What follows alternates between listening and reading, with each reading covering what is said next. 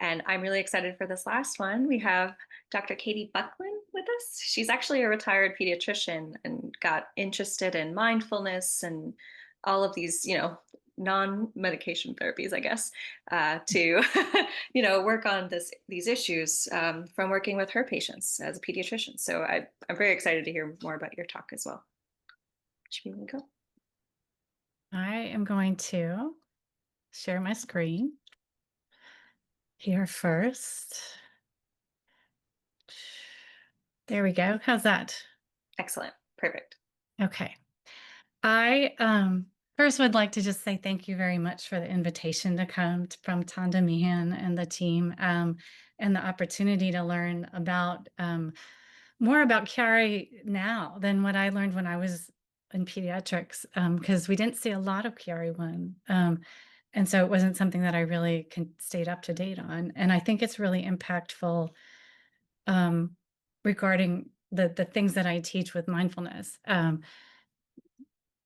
Last spring, we did a mindfulness for chronic pain class, and it was a pilot research study for what it felt like to be in a live group, and the as with other people who are struggling with chronic pain, which very much like I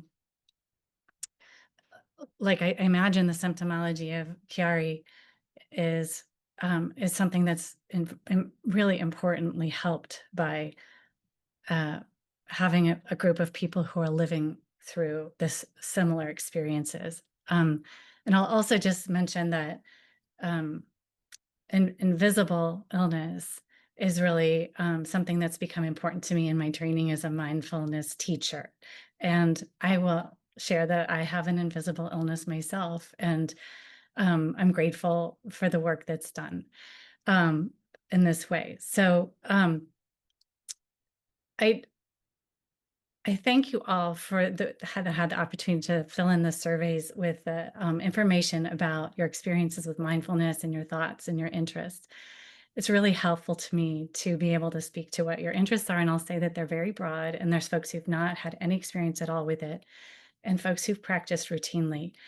And the thing that I'd like you to know is that this is a very different experience for everyone, and you kind of have to come to it on your own terms.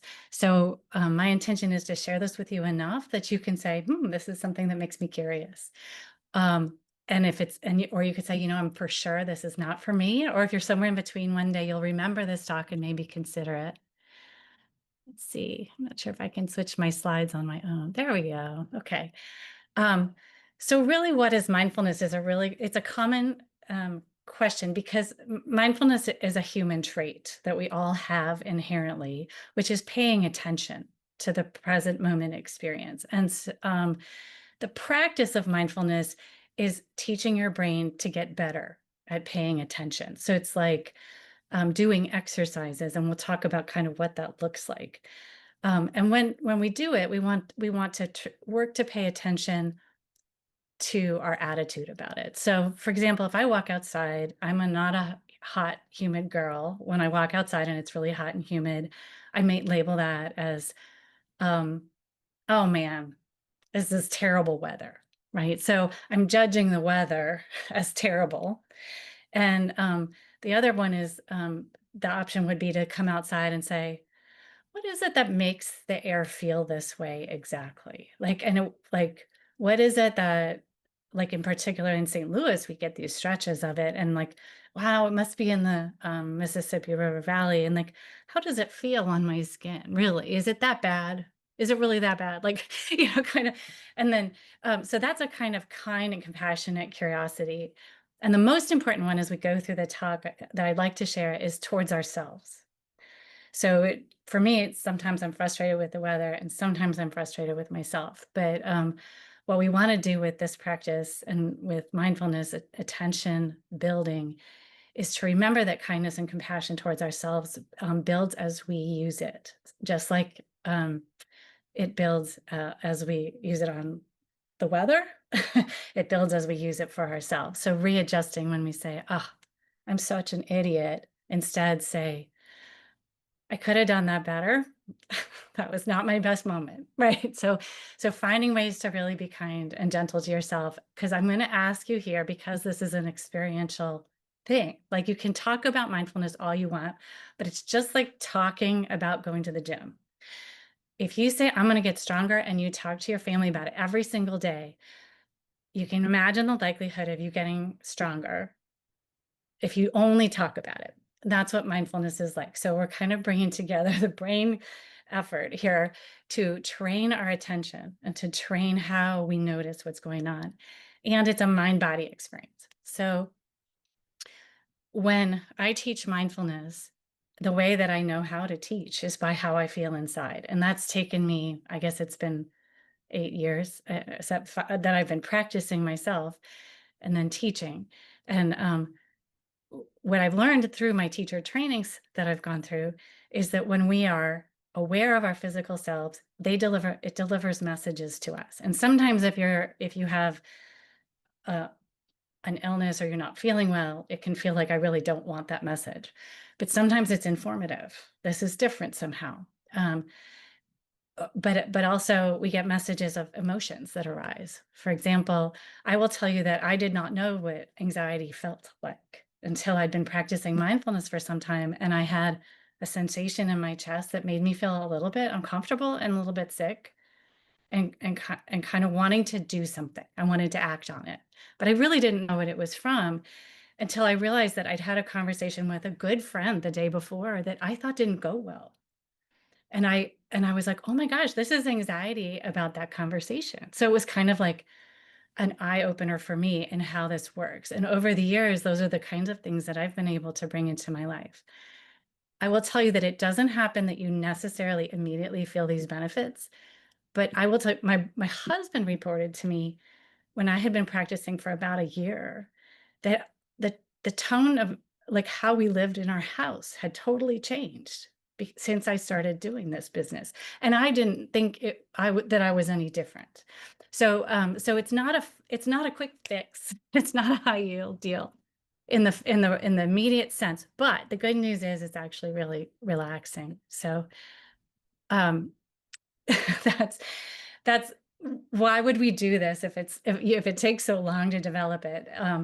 It's because initially when you start to do it, you begin to notice things that are happening in your mind that are kind of curious and interesting. And sometimes they're frustrating, but like you might be repeating a thought, like the grocery list over and over again when you're trying to practice mindfulness. That could be annoying. Your default mode network will show itself to you when you stop to notice it. And, that can be a little frustrating. Um, but usually the practice is pleasant and relaxing. And now I'll just share that I would like to do a little bit of practice, like I said, and I want you to know that if this feels uncomfortable to you in any way, I encourage you to moderate what you're doing. You don't have to do everything that I say, and to have your eyes open, and to get up and to move around if you're able, or to move within your seat. Movement and having your eyes open, and then seeing if you can follow with some more comfort. So the first practice that I like to do is called an arrival practice. And it's basically taking stock of what's the present moment for you right now. And for each of us, we can start with noticing how we're sitting. And what we want to do is kind of have an open, upright posture that's dignified. I'm not sure exactly why this is. For all the neuroscience people I've pestered about it, it it it seems to be more accessible to relax when you aren't crossed over, if you can uncross, if that's available to you. So to sit up in a dignified manner to the best of your ability as is comfortable for you, and modifying as you need to, take a moment to use your strongest sense, which is your vision, and look around where you are in the room that you're in, and see if you can notice two or three different qualities of things, like something maybe that you haven't really even noticed that was on your desk that's been there maybe for weeks, or something in the room that you haven't noticed for a very long time.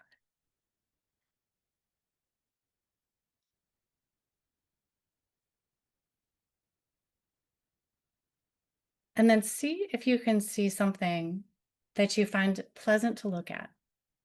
That's maybe surprising. Like it's kind of mundane usually, but you know what? Actually, that's kind of nice. And notice that there's a quality to almost everything. Some's unpleasant. Oh, that one's unpleasant. That's something I need to deal with. And there's a connotation that goes with it. And then if you feel comfortable, you can soften your gaze just down in front of you, away from the screen, preferably. If you want, you can turn to the side. And you can also close your eyes if that's better for you. And now turn your attention to the sounds that you can hear inside the room, maybe outside.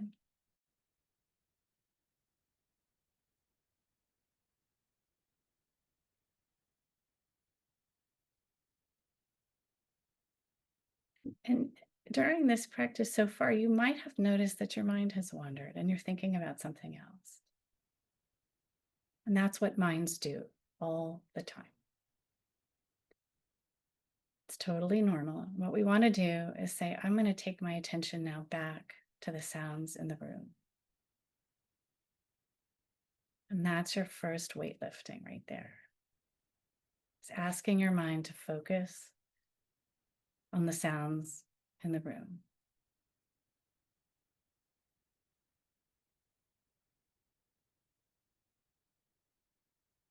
Now turn your attention to the sensation of support that you feel. You might notice it with your feet on the ground or the chair that's holding you up,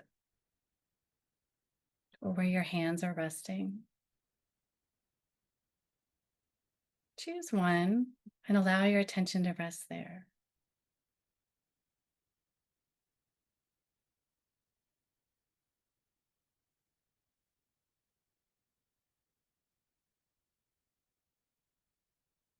And again, if your mind has wandered, imagine that your mind is like a little tiny puppy and you're teaching it to sit and stay. And you say, stay, mind, stay, with a kind and gentle tone.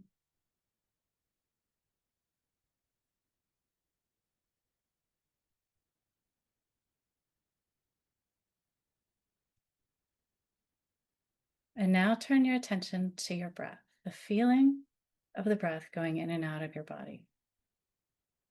You can choose where or what part of your breath you'd like to put your attention on. It could be the rise and fall of your chest or belly. Or maybe the tickling of the air on your upper lip when it moves through your nostrils.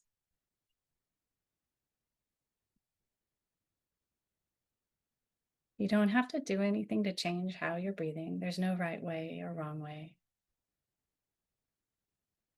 But just noticing it. And you might pause to wonder at the fact that it's always there. We are always breathing, barring some severe event, unexpected, I hope. And yet we hardly ever notice it.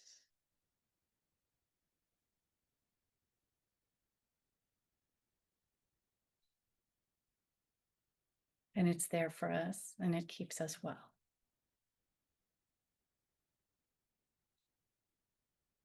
So now when you're ready, you can wiggle your fingers and toes, and maybe notice one more time how your feet feel on the ground. And then gradually open your eyes and look back around in the room that you're in.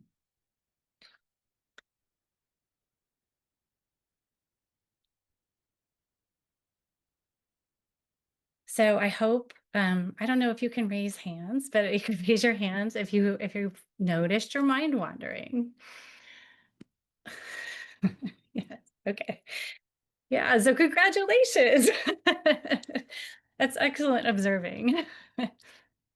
And it's strength building every time you notice. And so I teach students at St. Louis University and several group sessions at WashU on the undergrad campus. And the young folks tend to be kind of hard on themselves that they're not getting it right. And seniors do too. I teach seniors as well. But um, the most important thing is to try. If you mess up, start again, and don't lose hope. And, um, and then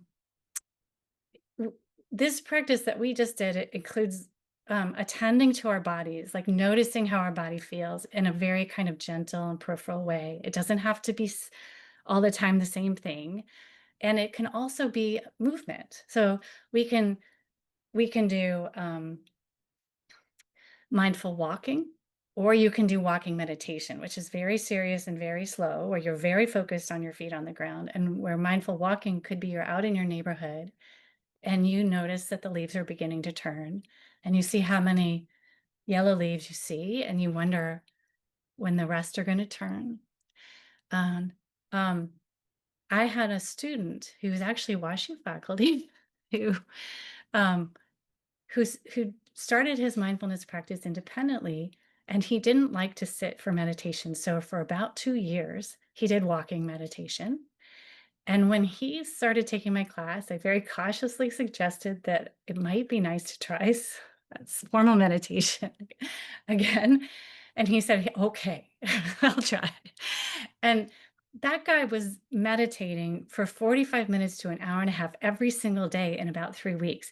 So, what I want you to know is that informal mindfulness activity is just as valid at helping us to achieve this state where we can begin to really settle our minds and attend to present moment, um, even if we're not doing serious mindfulness. You don't have to have a proper place, and you don't need a candle that's like, you don't need music, and you don't need an app or someone to guide you, but you can, and it can be very supportive. Um, so, um, when we become aware of our bodies, this becomes very helpful with invisible illness like chronic pain. And I'll use that as an example, since that's what I worked with in my last course. But I understand that it's also prevalent in Chiari. So I will say that the practice doesn't necessarily change what happens. But I had the privilege of working with the pain team at St. Louis Children's Hospital for many years. And I learned a lot about the fact that pain occurs not just because of a physical area that's been injured, but it's because of activity in the brain. And so we can actually begin with this process, like I just did, where we're being kind and compassionate to ourselves and observing what's going on in our bodies. We can begin the process of starting to feel a little bit more in relationship with ourselves. I will share with you that I had chronic pain, and I worked on it quite a bit before we did the class. And I I did for years I'd been trying to use mindfulness to get rid of my hip pain, and it went away during the chronic pain class. And it was because I really started doing it with more intentionality than with a desire to get rid of the pain. And that's one of the premises of mindfulness, is that we try not to make it a striving towards a specific goal.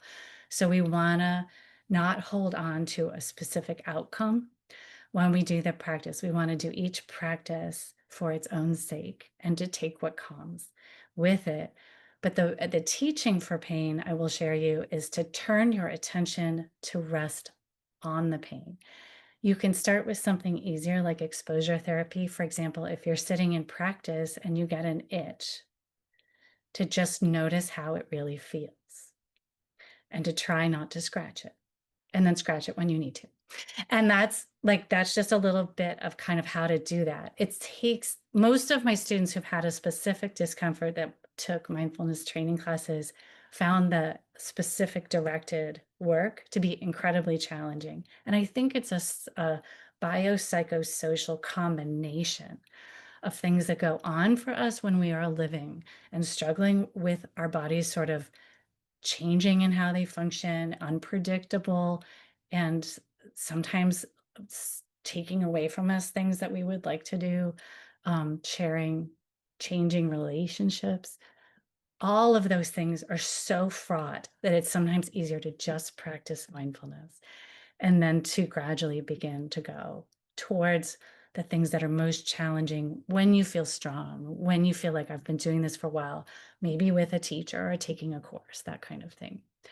Um, so the things that we know for sure by according to like long-standing research now, initially predominantly functional MRI with Buddhist monks sent by the Dalai Lama to sit in functional MRI scanners at the University of Wisconsin, and they it showed things like that the average like of what the average lifelong meditator can do in a functional MRI, which is really cool. And the funniest one, which makes me feel really good about my wandering mind, which is that for the average experienced meditator, they can not, their mind doesn't wander for on average 4 seconds. So none of us do this well. Like most of us wander but in less than a second. So, but they make it for 4. So they're really good at this. So it's really not about not thinking, it's about knowing what you're thinking about and recognizing how you feel about it. So that when you say, like, that's where the emotional regulation comes in. Say, I'm being, or someone's being really down on themselves because their body's not functioning the way they want it to. Um, um, to recognize that you're doing that is exceptionally helpful to be able to say, maybe I should ask for some help. Um, what can I do that cheers me up? And have your resources available. Um, this is like I'm not, it's kind of embarrassing to be in front of a neurosurgeon and neuroscientist, but I'm not that. But the way that I kind of think about this in a very broad sense is that when you get stressed, you're in the limbic system or your amygdala, right? And the amygdala, I learned, and you guys can correct me if I'm wrong, but that it doesn't really mature beyond the age of 3. It's like having a little 3-year-old in your brain, and they're very good at detecting danger. And so they're really reactive and they need a little moderation. So the prefrontal cortex is your higher order thinking. So it's the thing that 16-year-olds don't have when they learn to drive, but they get it about the time they're 24 years old, is it begins to really develop and you can anticipate the consequences of your action better. So what happens with the prefrontal cortex is that it kind of sits in the back seat when we're living in a state of anxiety, a state of stress.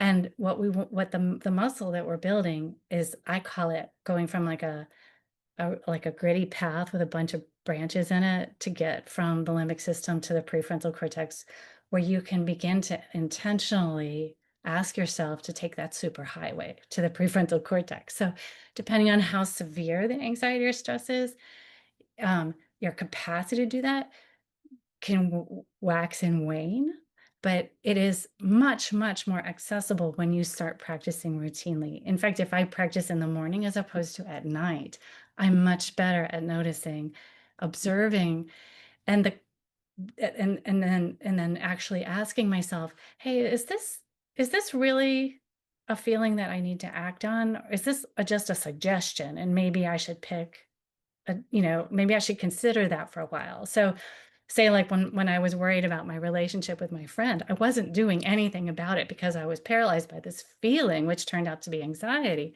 And then after noticing what it was and observing it, I thought, well, maybe I should call her, see how she's doing. And I did, and everything was fine. So I think that's a really, really simple scenario, but I think that what I've learned over the years is it's really becoming a habit over time for all of us to be able to practice in this way. So dedicating time to it can be really pleasant, but it's still doing work that helps you address the stuff that's more unpleasant. I'm going to ask questions, but I'm not going to. So I'm going to just put this poem up. Because I want to do another practice, which is called belly breathing before we finish. So belly breathing is an intentional slow things down that we can do sitting in a chair, but it's lovely to do lying down at home if you wish. And that is to sit back kind of in your chair if you're comfortable doing that and see if you can relax your belly and put your hand on your chest and your belly. Put one hand on your chest and one hand on your belly. And now, just as you're breathing, observe the feeling of your breath rising and falling, and notice which hand rises more, the one that's on your chest or the one that's on your belly. What I'd like you to try to do, if you're comfortable with it, if it works for you, is to push your breath in so that your belly comes out. So the breath is usually a little deeper, and that pushes the diaphragm down, which is what pushes the belly out. Some of us are native chest breathers, so it's not always really quickly accessible. So if it's not working for you, that's okay. Just rest if you need to, and then give it another try.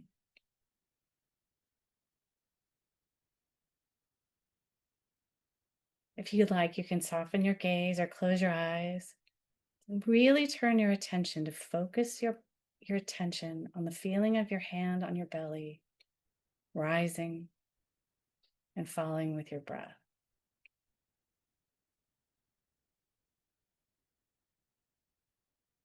So when we breathe more deeply down into the belly, the diaphragm goes down, which inherently switches your nervous system into the parasympathetic mode, which is your rest and relax mode, which then overrides the sympathetic nervous system.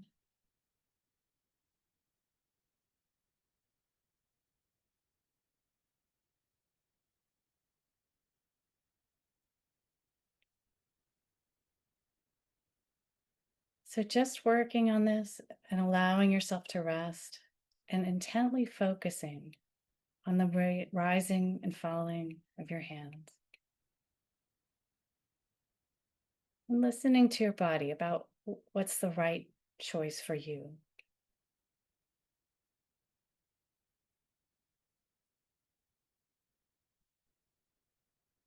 If your mind should wander, gently bring it back, remembering that cute little puppy. Stay, mind, stay.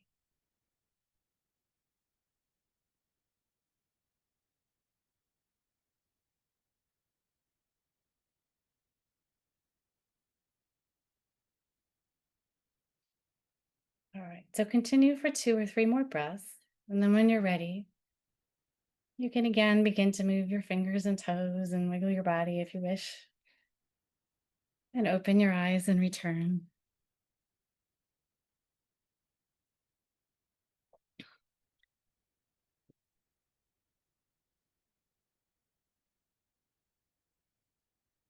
So this practice, it has kind of a two-mode mechanism in addition to the diaphragm movement, aiding us towards a kind of more relaxed neurologic system in the moment, is the focusing on a discrete item. So the first practice we did, we went through kind of different things and moved around. And this one, there was a more intense focus, and it was goal-oriented. So it turns out we also do better with handling stress and anxiety when we can focus intently. It moves where the activity of the brain is from the more primitive centers of the brain up into the higher order centers. And that begins us to become interested in, well, which hand is going up and down? Why does this work for me? Or why isn't this working for me? Why does my body like to breathe into my chest? Which is totally normal. And I encourage you to practice again if you want to try. um, but to really observe that and wonder about it is one of the things that sort of turns off worrying. It's what a lot of people say is that curiosity is a superpower. So we can't expect ourselves. I'd like to share the dog book, although you may have already read it, but I have to move my thing so I can see all the words and say it right. Um, if you can start the day without caffeine, if you can be cheerful, ignoring aches and pains, if you can resist complaining and boring people with your troubles, if you can eat the same food every day and be grateful for it, if you can understand when a loved one's too busy to give you time, if you can overlook when people are taking things out on you when, through no fault of your own, something goes wrong, if you can take criticism and blame without resentment, if you can face the world without lies and deceit, if you can conquer tension without medical help, if you can relax without liquor, if you can sleep without the aid of drugs, if you can do all these things, then you are probably a dog. So I love this poem because I think it truly reflects the mindset of mindfulness, which is this kind of puppy dog way of being. So, thank you, Tasha. Um, let's see, so I wanted to give you guys some resources because this is a process. The research has shown over the years that 6 to 8 weeks for adults is what it takes for our minds to begin to help us. They help us remember the mindfulness part. I totally started and quit so many times. And then and then after I finally did it enough times, my brain would say, you should meditate, or I want to meditate. And it's a really lovely transition, but it does take some time. So um the the timer, or the app that I use, is the Insight Timer because it's free. And that's the one I recommend, all the free ones. So um waking up is not free, but it's a really in-depth look at kind of what happens in our minds. It's not just mindfulness, it's meditations of all kind. Calm is one that a lot of my students have used. I personally haven't gone there because I've been so happy with Insight Timer, and Headspace is similar as well. Um, Once you get a timer, there's a whole bunch of things to choose from. If you look at that and your brain just goes, no, that's just too much, I can't decide, shoot me an email. And I'll just send you a couple that are short and good, and you can try them out. I used to drive home from Children's to my house, which was 3 miles, and I would do a 5-minute meditation with my eyes open, driving. And I still walked in the door and looked at my house and my kids and my husband, like seeing them. Whereas before, I'd come home and all I was seeing was what was going on in my head about all the patients and what was going on at the workday. So transitioning back and forth, however you can swing it, no perfection required. I do want to mention that there is an app for anxiety that was created by Jed Brewer, who was formerly at WashU, um, called Unwinding Anxiety, and it is not free. But you can do it for a couple of weeks and see if you're interested. The first thing that I got out of that was like I was at a talk that he gave, and he talked about this focusing on where you feel anxiety. Where do you feel in your body? And then which side of your body do you feel it on more? So that's really narrowing in.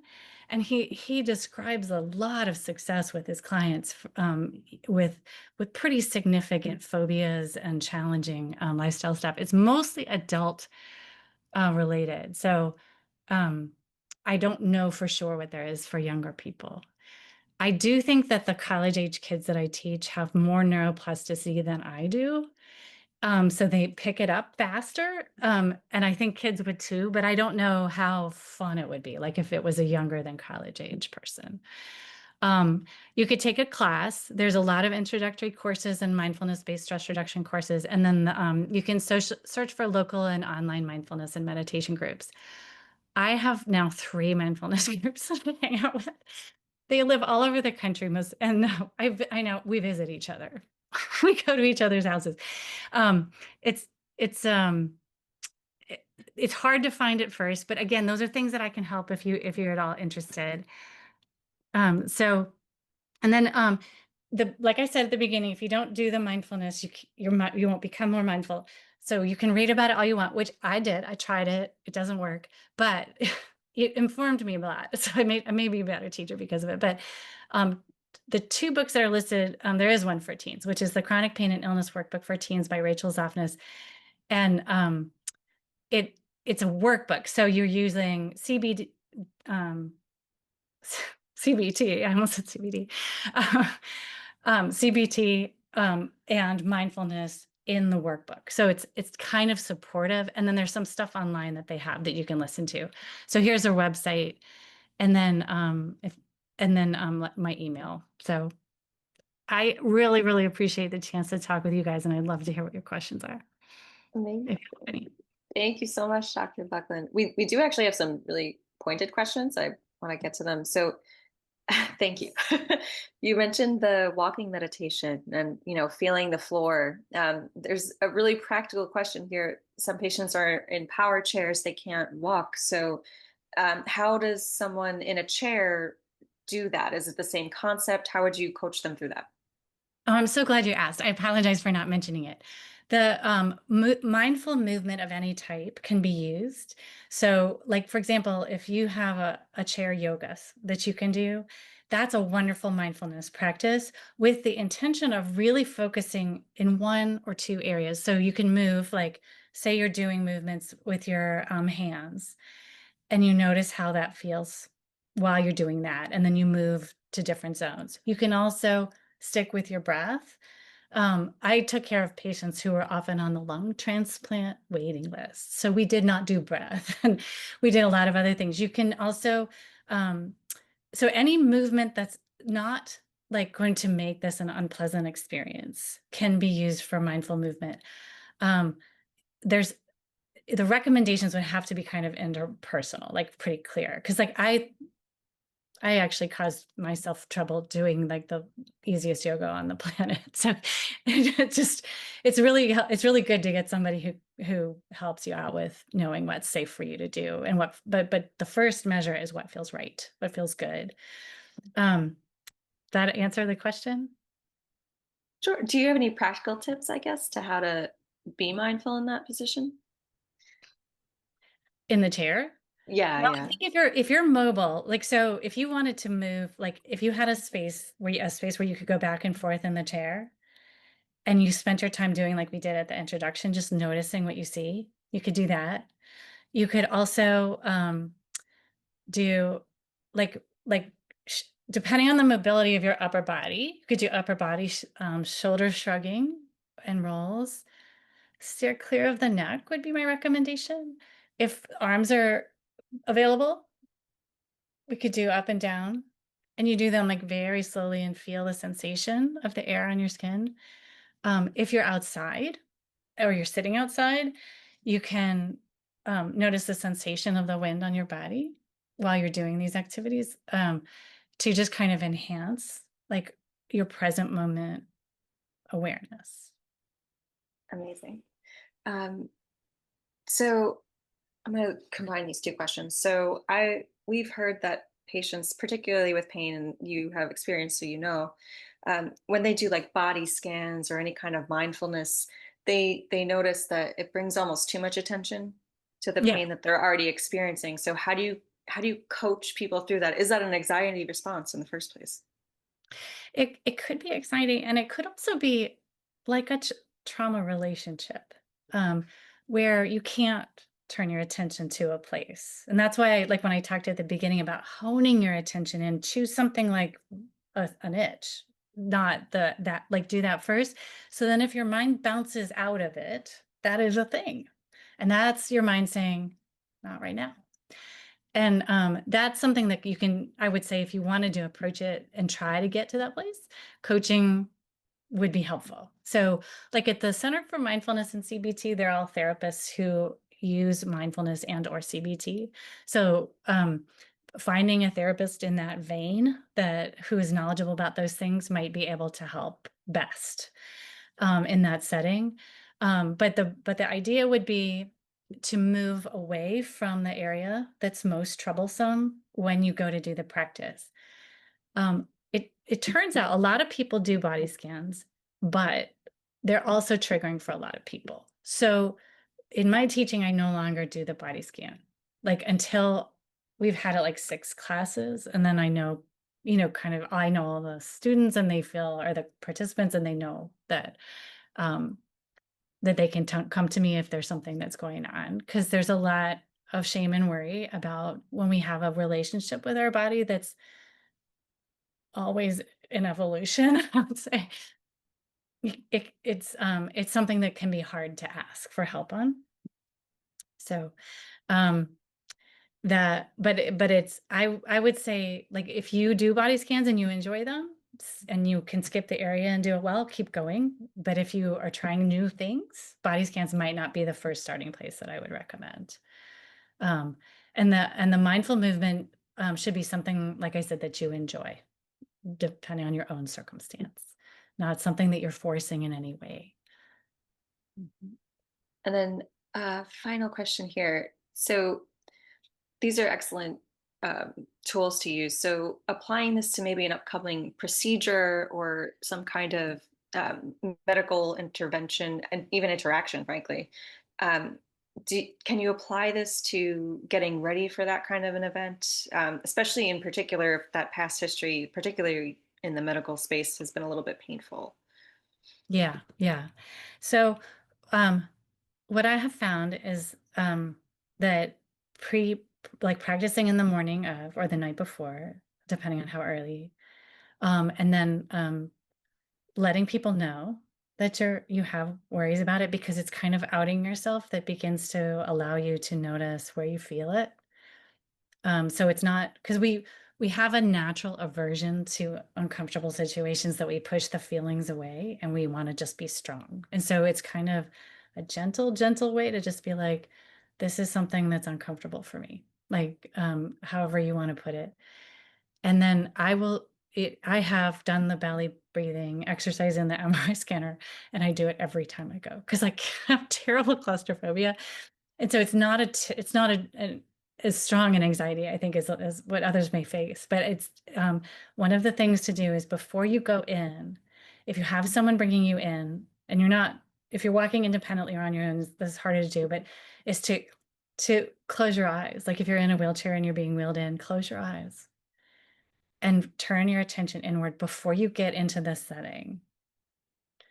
Begin to notice how your body is, and then that deep belly breathing and the gentle in and out. Practicing it as much as you can beforehand with something that's comforting to you. So I have this blanket that I took on a 7-day silent retreat. And I meditated with like that blanket because I was freezing all the time. And I see that blanket and it makes me smile. So if you can find something that's comforting to you that you can take with you as well. So usually I try to teach, it's helpful to practice without any um, needing to any supplies, any in particular. But for situations like that, like if you could meditate, like I lay down a lot to meditate. I'll lay down under that blanket, and then I didn't ever take it to the scanner, but I seriously considered it. So if you could get something small or something you feel comfortable taking with you, or having it be the one that you take, and just say, "It's really cold in the hospital." It's always really cold in the hospital. So nobody's going to look at you twice or think that you're being a wimp if you have something that's comforting like a blanket or a jacket or I don't know. That's a really good point.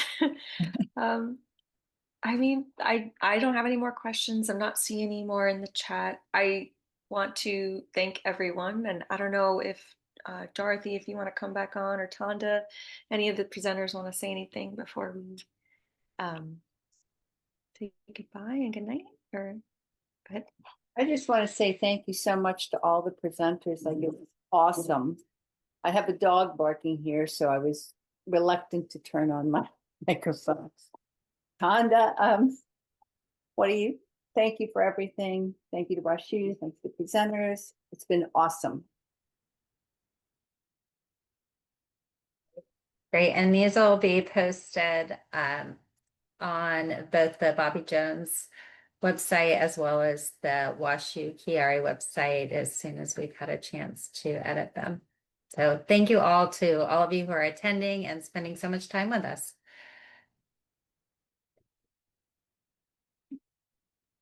Thanks all. Good night.